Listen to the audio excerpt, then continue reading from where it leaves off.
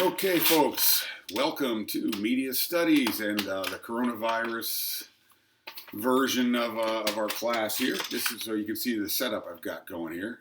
This is very ad hoc. I'm going to have a better one set up the next couple days, but we've got our awesome whiteboard here sitting in a living room chair, which is the only way I could do it, but also look how convenient that is. It turns, it does that, so all right, so anyhow, I'm testing out. This is your first video class, so all we're going to do today is check in, see how you're doing, see how everybody is feeling, trying to adjust to this crazy new reality we're all living in. We just got back from Hannaford's, which was scary, but we took showers and washed up and everything, so we're all good to go and settled in.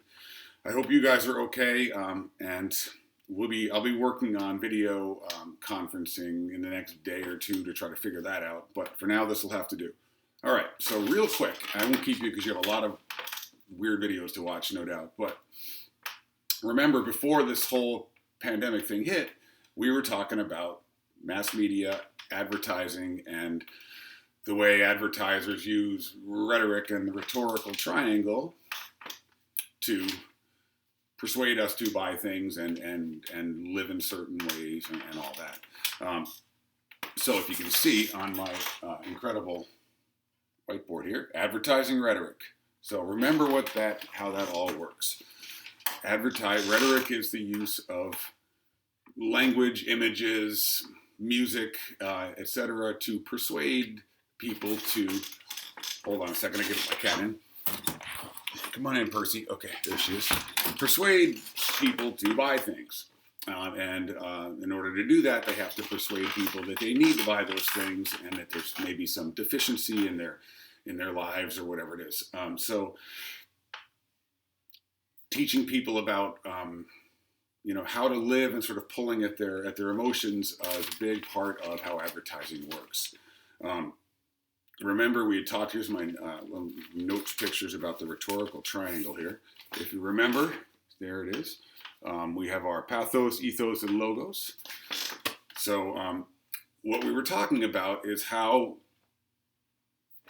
commercials use, or advertisements of any sort, use the rhetorical triangle to persuade us to buy things. And how media has sort of an overt and a covert purpose to all their ads. So here we are, yes, number 2 on the list, covert, overt purpose. And I don't think it's backwards. I think you're seeing it okay.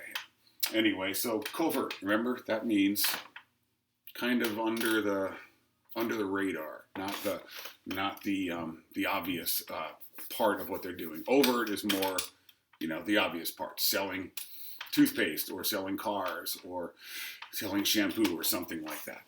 So covert, overt purpose, and every ad has them. It's a normal part of the business, but it's analyzing the rhetoric and figuring out how it's done is sort of our job in this situation. So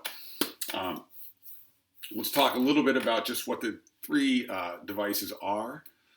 About logos, remember, is sort of logic, thinking, statistics,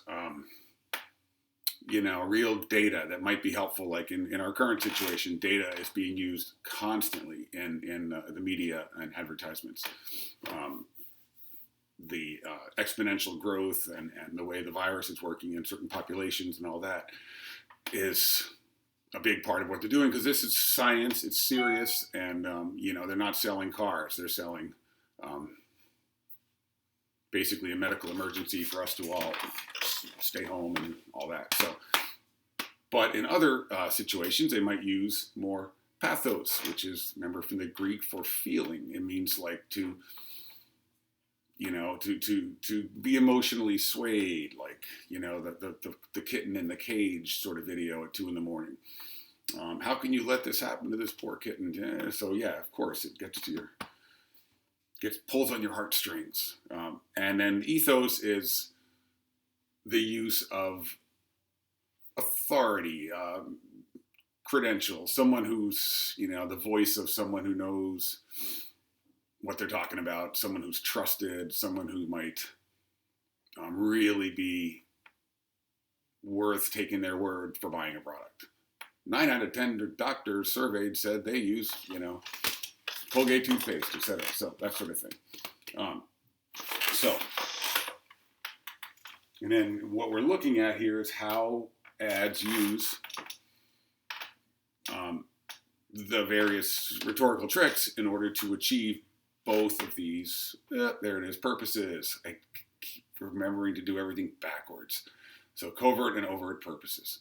All right, below that, and it doesn't really show up on my screen, but kind of the key to how this works with advertising is something called cultural signifiers.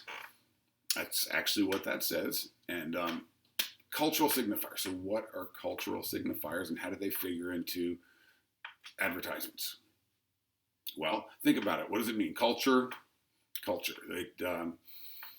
It's the social world we live in, the TV shows, the stores we shop in, the clothes we wear during certain times, certain populations, popular culture, music, that sort of thing. And signifiers, it's an old term to signify, and it means,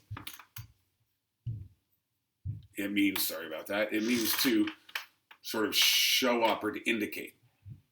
So you signify something, you kind of, a tie-dye t-shirt with a peace sign might signify the 70s, or, hold on a second.